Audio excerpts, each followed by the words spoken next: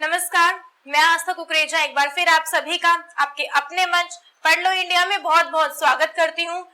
बच्चों, हम लोग अभिव्यक्ति और माध्यम पुस्तक के जो हमारे शुरू के 3 अध्याय हैं, हम उनको बहुत अच्छे से कर चुके हैं। आज हम अपना दूसरा अध्याय, जो हमारा जो अगला अध्याय है, हम वो शुरू करने वाले हैं। तो चलिए पहले हम उसका नाम जानते हैं और फिर हम उसके बारे में शुरू करते हैं। तो हमारा जो आज का अध्याय रहेगा उसका नाम है कैसे बनती है कविता। देखिए, हम लोगों को कविता सुनने का, सुनाने का बहुत ज्यादा शौक होता है। जब हम छोटे होते हैं तभी से हम लोगों की पुस्तकों में छोटी से छोटी, बड़ी से बड़ी बहुत सारी कविताएं जो है वो शामिल कर दी जाती हैं। कभी आपने ये चीज सोची है कि वो कविताएं बनती कैसे हैं या उन कविताओं को लिखा कैसे जाता है?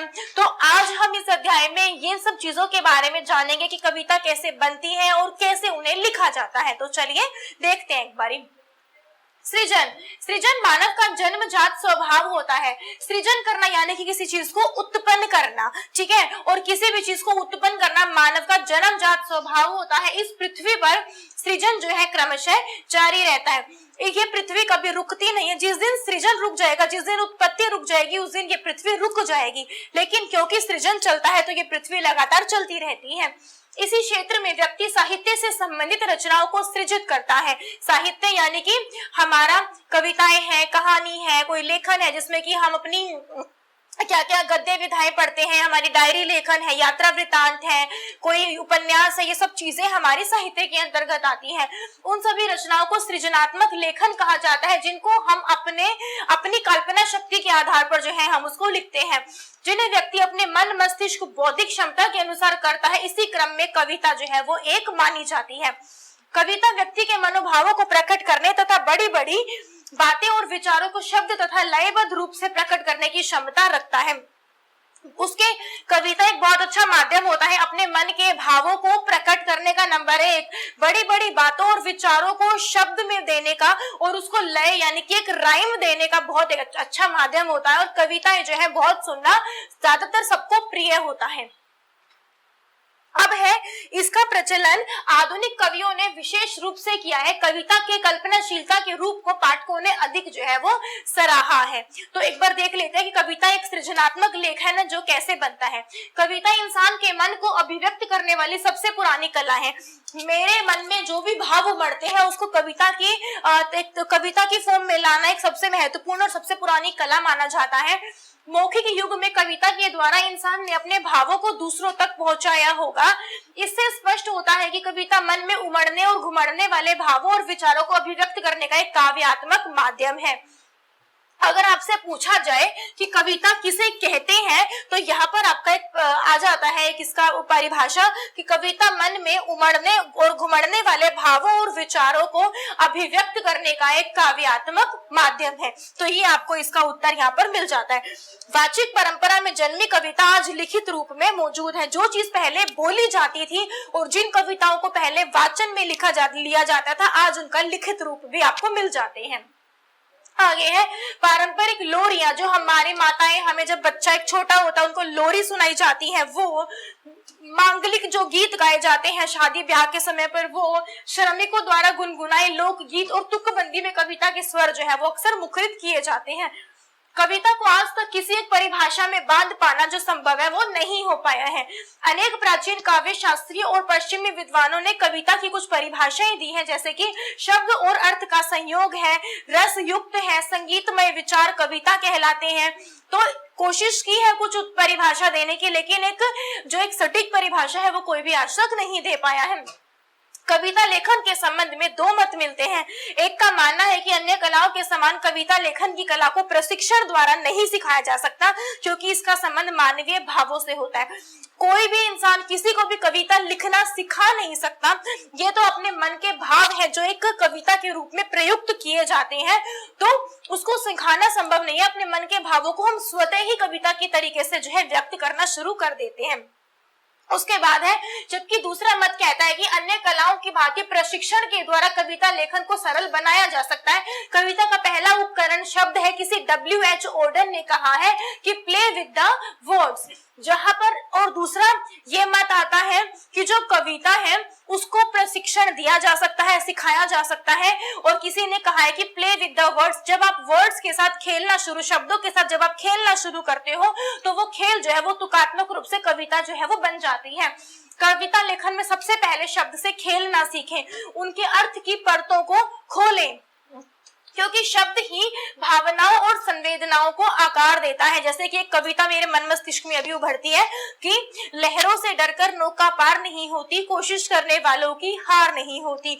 यहाँ पर जिन शब्दों का इस्तेमाल किया गया है वो अभिप्रेरणात्मक शब्दों का इस्तेमाल किया गया है, जो कि किसी को जो है आगे बढ़ने के लिए प्रेरित करते हैं। तो इस तरीके से जो हम कविताओं में जो शब्द हम डालते हैं वो हमारे यहाँ पर मन मस्तिष्क पर जो है वो चीजें उभर आती हैं। उसके अलावा बिंब और छंद कविता को इंद्रियों से पकड़ने में सहायक होते हैं। जो कविता होती है हमारे मन मस्तिष्क को छू जाती है, बिल्कुल बाह्य संवेदनाएं मन के स्तर पर बिंब के रूप में जो परिवर्तित है वो हो जाती हैं। जो बिंब यानी कि उसके छाप पड़ जाती है हमारी जो कविता होती है उनके रूप में। मुझे यहाँ पर एक मेरा प्रसंग ध्यान आता है कि जब मैंने अपनी कविता लिखी थी पिता के ऊपर, तो जब वो कविता मैंने अपने खुद के पिता को सुनाई थी तो उनकी उस समय आंखों में आंसू आ गए थे। तो शायद कहीं ना कहीं वो कविता उनके मन पर छाई होगी, उनके मन पर वो कविता छुई होगी, तभी उनको ये भाव जो है वो निकल कर आए होंगे। तो जो कविता होती है उनमें हमारी संवेदनाएं निकलती हैं, जो कि हमारे मन के जो भाव होते हैं उसमें व्यक्त हो जाते हैं, और अलग से हमारी जो संवेदनाएं हैं हमारी इंद्रियों के माध्यम से जो प्रकट है वो होती हैं। छंद के अनुशासन की जानकारी के बिना आंतरिक लय का निर्वाह असंभव है। यहाँ पर आपको छंद क्या है, दोहा क्या है, कविता क्या है, पंक्ति क्या है, उन सब चीजों के बारे में थोड़ा सा पता होना चाहिए। लय क्या है, तुक क्या है, तभी आप उन कविताओं को बहुत ही ज्यादा अच्छे तरीके से बना पाएंगे। एक कविता की कुछ पंक्तियां ध्यान आती हैं कि देखो तो उपवन में कितने भांति भांति के फूल खिले हैं, सबकी अपनी अलग जाति है, अपने अपने नाम मिले हैं। तो यहाँ पर फूलों को भी बताया कि एक उपवन में बहुत सारे अलग अलग प्रकार के फूल जो है यहाँ पर खिले हुए हैं। तो तुकबंदी, लयात्मकता कविता का बहुत ही अच्छा जो एक उसके ऊपर जो लोगों को आकर्षित करती है, लोगों के मन पर प्रभाव डालती है, वो एक उसका तुकात्मकता, लयात्मकता, ये सब चीजें होती हैं। कविता की जो भाषा होती है, बिंद होती, संरचना, सभी परिवेश के जो इर्द गिर्द है वो घूमते हैं।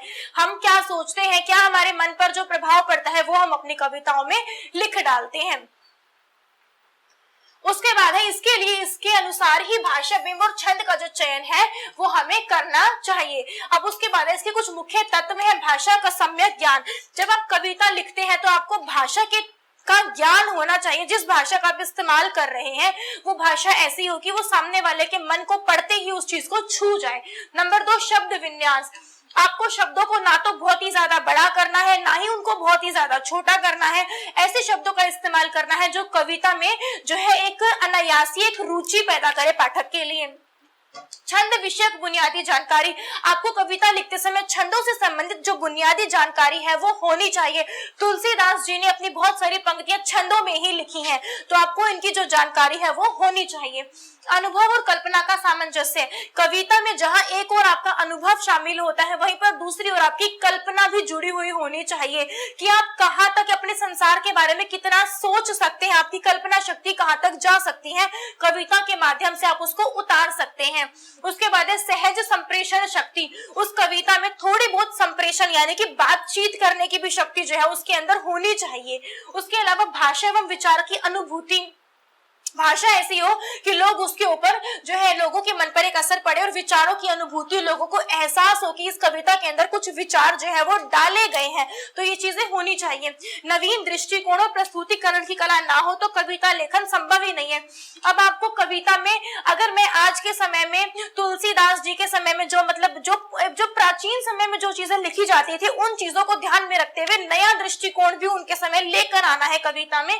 और प्रस्तुतिकरण, हम किसी चीज को किस प्रकार से प्रस्तुत करते हैं वो भी इसके लिए बहुत ही ज्यादा मायने रखता है। तो आपको कविता लिखते समय इन सभी तत्वों का बहुत ही ज्यादा ध्यान रखना होता है और ये तत्व आपसे पूछ लिए जाते हैं और परीक्षा की दृष्टि से जरूरी भी है, तो आपको इन तत्वों को बहुत अच्छे से करना है। प्रतिभा को किसी नियम या सिद्धांत द्वारा पैदा नहीं किया जा सकता, किंतु परिश्रम और अभ्यास से विकसित किया जा सकता है।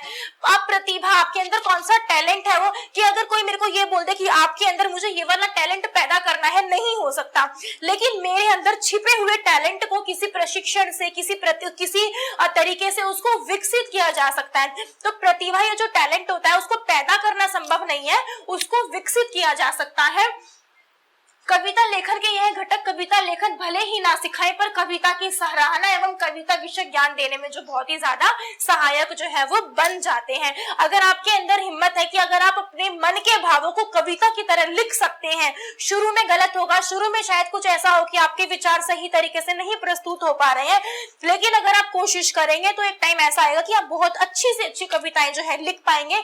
लेकिन दूसरे कवियों की कविताओं को पढ़िए, लेखों के बारे में अच्छे से जानकारी लीजिए, और साथ ही साथ भाषा का, छंदों का, मुक्त का, जहां पे जो रुकाव है, लय का, इन सब चीजों का ध्यान में रखिए और बहुत अच्छी कविता जो है आप अपनी कर पाएंगे। तो इसी के साथ जो हमारा ये आज वाला जो कविता लेखन वाला जो अध्याय है ये हमारा खत्म होता है। इसके बाद हम अपना अगला अध्याय जो है हम वो शुरू करेंगे। तो मैं उम्मीद करती हूँ कि आपको ये चीजें बहुत अच्छे से समझ में आ रही होंगी और आप परीक्षा उपयोगी जितने भी महत्वपूर्ण प्रश्न है आप उनको करने में आप जो है थोड़ा बहुत प्रयास कर रहे होंगे। और अगर आपको कोई भी डाउट आता है तो आप वेबसाइट पर जाइए, प्रश्न पूछिए, हम आपके लिए वहां पर हैं आपके सभी डाउट्स का उत्तर देने के लिए। तो बच्चों इसी के साथ आप जुड़े रहिए पढ़ लो इंडिया मंच के साथ। धन्यवाद।